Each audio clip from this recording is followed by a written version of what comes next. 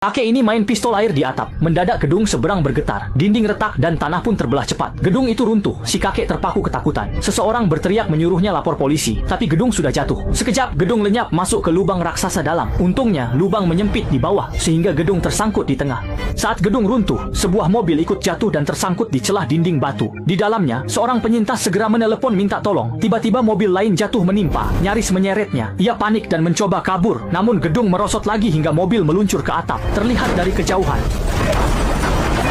Meski lolos dari mobil, ia tertimbun lumpur. Mobilnya meluncur ke rumah tokoh utama di lantai 5. Pemuda di dalam minta tolong. Melihat itu, tokoh utama maju membuka pintu, tapi pintunya rusak. Ia berusaha mendobrak, tapi pegangannya copot. Pemuda itu panik, menarik pintu hingga pegangan dalam pun tercabut. Ia putus asa menatap tokoh utama. Saat gedung mulai tenggelam lagi, ia tak sengaja menekan tombol jendela.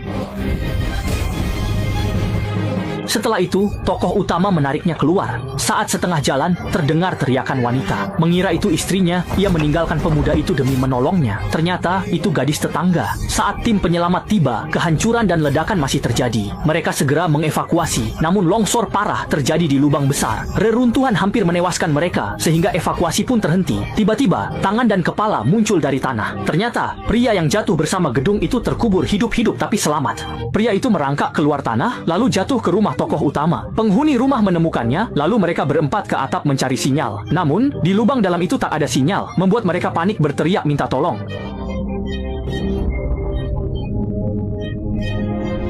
Di tengah kebingungan, pria itu mendengar suara dari gudang. Ia memindahkan barang, membuka pintu, dan mendapati itu putranya. Sementara itu, tim penyelamat berusaha menolong. Mereka mengirim drone, namun lubang ternyata sangat dalam. Drone hilang sinyal, lalu jatuh. Orang-orang di bawah bersemangat melihat drone sebagai tanda bantuan datang. Tiba-tiba, gedung kembali tenggelam dan miring. Semua buru-buru berpegangan, kecuali si pemuda yang langsung...